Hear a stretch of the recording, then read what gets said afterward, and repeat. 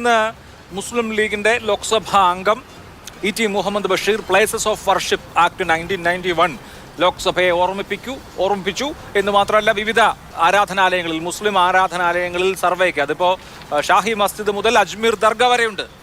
Notice കിട്ടുന്നു, അതനുസരിച്ച് ASIയുടെ പരിശോധന നടത്തുന്നു. ഇത് കോൺസ്റ്റിറ്റ്യൂഷനെതിരാണ്, അല്ലെങ്കിൽ നമ്മൾ ഉണ്ടാക്കിയിട്ടുള്ള നിയമത്തിനെതിരാണ് എന്ന് മുസ്ലിം ലീഗിന്റെ പാർലമെന്റ് അംഗം സഭയെ ഓർമ്മിപ്പിച്ചു. ശരി, അതിനപ്പുറത്ത് ഇന്ത്യ ബ്ലോക്കിന്റെ ആകെ അഭിപ്രായമായി ഇതൊരു പ്രധാനപ്പെട്ട ഇഷ്യൂ ആയി, ഇപ്പോൾ പാർലമെന്റ് തുടങ്ങിയിട്ട് ഒരാഴ്ചയായല്ലോ, പ്രധാനപ്പെട്ട ഒരു ഇഷ്യൂ ആയി എന്തുകൊണ്ടാണ് എല്ലാ കക്ഷികൾക്കും ഒരുമിച്ച് സഭയിൽ കൊണ്ടുവരാൻ കഴിയാത്തത്?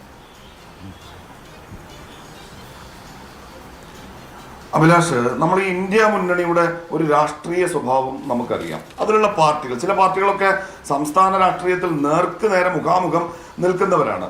എന്നാൽ വിശാലമായ അർത്ഥത്തിൽ ഇന്ത്യയിൽ ഒരു മതേതര ജനാധിപത്യ സഖ്യം എന്ന നിലക്ക് ഒരു വലിയ കോമൺ കോസിന്റെ മുകളിൽ രൂപപ്പെട്ട മുന്നണിയാണ് ഇന്ത്യ മുന്നണി.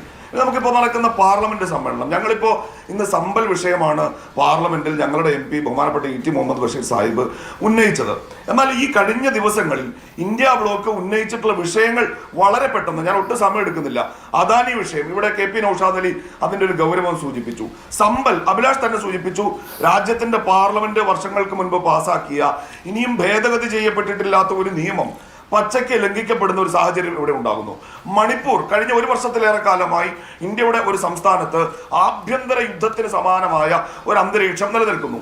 ഈ വിഷയങ്ങളൊക്കെ ഇന്ത്യ മുന്നണിയിലെ വിവിധ പാർട്ടികൾ അവിടെ ഉന്നയിച്ചിട്ടുണ്ട്. നമ്മൾ വളരെ പ്രധാനമായി മനസ്സിലാക്കേണ്ട ഒരു കാര്യം, ഇന്നിപ്പോ സമ്പൽ വിഷയം അഖിലേഷ് യാദവ് ഉന്നയിക്കുന്നുണ്ട്. അദാനി വിഷയമാകട്ടെ, സമ്പൽ വിഷയമാകട്ടെ, അതല്ലെങ്കിൽ ഈ പറയുന്ന അജ്മീർ ദർഗയുടെ വിഷയമാകട്ടെ, മണിപ്പൂർ വിഷയമാകട്ടെ, ഞങ്ങൾക്കാർക്കും വ്യത്യസ്ത അഭിപ്രായങ്ങളില്ല. ഞങ്ങൾ പൊതുവായി പങ്കുവെക്കുന്ന നിലപാട് ഒന്ന് തന്നെയാണ്. പക്ഷെ വ്യത്യസ്ത പാർട്ടികൾ എന്ന നിലക്ക് ഞങ്ങൾ അത് പാർലമെന്റിൽ ഉന്നയിക്കുന്നു. നമ്മളിവിടെ യഥാർത്ഥത്തിൽ ചർച്ച ചെയ്യേണ്ടത് എന്താണ്?